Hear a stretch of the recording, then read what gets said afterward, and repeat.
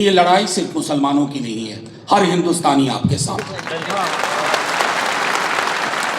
ये मसला ही मुसलमानों का नहीं है।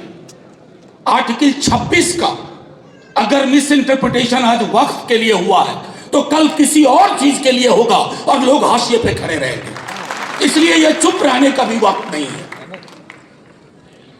दिक्कत क्या है ना, जिसने इस मिट्टी से मोहब्बत नहीं की वो इस मिट्टी के मिजाज को समझ ही नहीं पाया। ये अद्भुत मिट्टी है।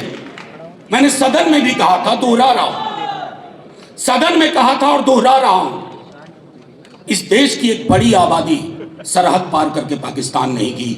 वो हमारे उनके पुरखे और हमारे बच्चे, भाई बहन सब यहां बैठे हुए हैं। अरे हम हिंदुओं को मुसलमानों को देखने की आदत है डेली, और मुसलमानों को हिंदुओं को देखने की आदत है। हमारे रिश्ते हैं सिखों ईसाइयों को, हम दोनों को देखने की आदत है। और इस रिश्ते की जिसको समझ नहीं, वो हमसे हिसाब मांग रहे हैं।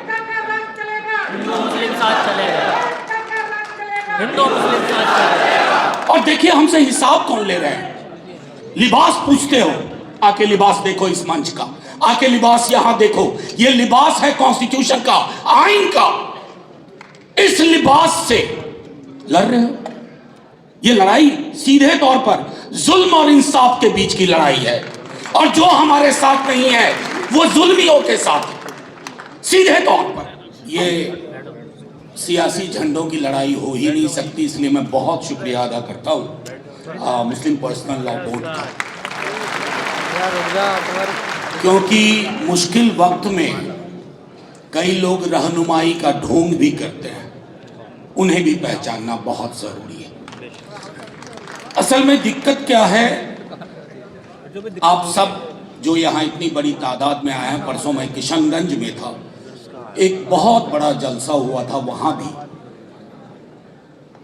गुस्सा वाजिब है, लेकिन ये लड़ाई सिर्फ मुसलमानों की नहीं है, हर हिंदुस्तानी आपके साथ है।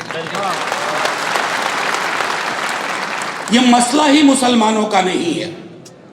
आर्टिकल 26 का अगर मिस इंटरप्रिटेशन आज वक्फ के लिए हुआ है तो कल किसी और चीज के लिए होगा और लोग हाशिए पे खड़े रहेंगे।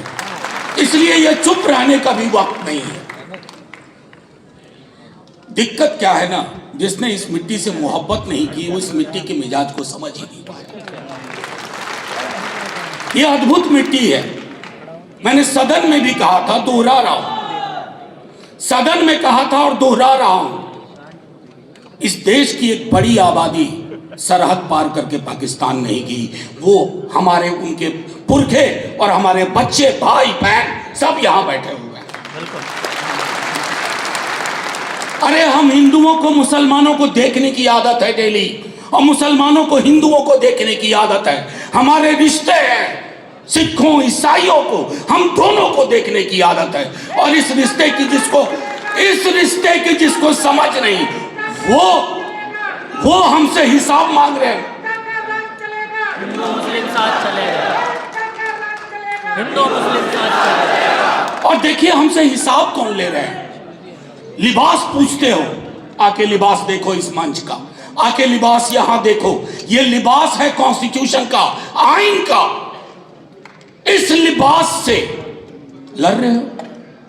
ये लड़ाई सीधे तौर पर जुल्म और इंसाफ के बीच की लड़ाई है, और जो हमारे साथ नहीं है वो जुल्मियों के साथ है। सीधे तौर पर अभी तो 3-4 मुद्दों पर थोड़ा रिलीफ दिया है माननीय सर्वोच्च न्यायालय, उनका बहुत बहुत शुक्रिया, बहुत बहुत शुक्रिया। लेकिन कई मसले हैं, 40 सेक्शन, सब सेक्शन, क्लॉजेस, जिसमें हमें क्लैरिटी चाहिए, डाइल्यूशन नहीं चाहिए। ये सारी चीजें हमें समझनी होगी। और यकीन मानिए, कई साथियों ने, उस्मानी साहब ने भी कहा, कई ने कहा, उकसाने की बड़ी कोशिश होगी, रंगा सियार बन के लोग बीच में बैठ जाएंगे। उनसे होशियार रहना है। ये लड़ाई मिलके ही लड़ी जाएगी और मुकम्मल अपनी मंजिल हासिल की जाएगी।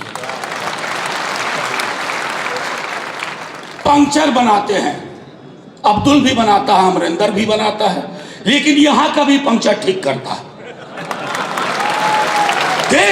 देश को पंक्चर करके रख दिया आपने, देश को पंक्चर कर दिया। इकोनॉमी पंक्चर है, सामाजिक ताना बाना पंक्चर है, सारे पंक्चर ठीक किए जाएंगे। असल में साइकिल पे चले नहीं ये लोग, मर्सिडीज में ही पैदा हुए थे। साइकिल पे चला हूं, पूरा विद्यार्थी जीवन साइकिल पे काटा है। तभी सिंबल भी नहीं था समाजवादी पार्टी का साइकिल। तो हुआ यूं कि जब साइकिल पंक्चर होती थी तो पंक्चर वाला जमीन पे बैठते हुए ऊपर वाले की तरह दिखता था कि साहब मेरी फुस पड़ी साइकिल को इसने हवा भर दी। हवा भरना जानते हैं, हवा टाइट करना भी जानते हैं। ये हम सबको। और एक आखिरी चीज कह करके अपनी बात खत्म करूंगा, क्योंकि थोड़ी तबीयत अच्छी नहीं लग रही थी। परसों किशनगंज से आया, अभी फिर कहीं जाना है। मैं सिर्फ आप लोगों को कहूंगा, मायूसी नहीं रखनी है। आपका करार गांधी, नेहरू, मौलाना आजाद से था। उस करार को जो तोड़ेगा तो तख्त को ताबूत बनते देर नहीं लगती। वो करार जीतेगा, वो करार जिंदा रहेगा। मायूस मुल्क, मायूस इरादे मंजिल नहीं हासिल करेंगे। ये लड़ाई आपकी नहीं है। मैं आखिरी बात कहता हूं, ये लड़ाई मेरे पार्टी के प्रेसिडेंट इतने बीमार थे और हर आदमी का भाषण सुन रहे थे कि कौन क्या बोल रहा है वक्त पे। लोकसभा में 4 बजे सुबह तक, राज्यसभा में 3:30 बजे सुबह तक। मेरे नेता प्रतिपक्ष यंग आदमी है, लेकिन उन्होंने जैसे ही हम हारे, नंबर बहुत आए हमारे पास, जितनी हमारी हैसियत नहीं थी राज्यसभा में। 85 का आंकड़ा था, 98 वोट आए, 98। ये लोग कौन हैं? ये लोग आपके साथ हैं, मरते दम तक साथ रहेंगे और इस लड़ाई को जीतेंगे। झंडे का रंग नहीं देखा जाएगा, बस मुल्क की जो तामीर, जो तसव्वुर मौलाना आजाद, नेहरू और गांधी ने की थी, वही मुल्क पंक्चर ठीक करके बना देंगे। जय हिंद, जय हिंद। शुक्रिया, बहुत बहुत।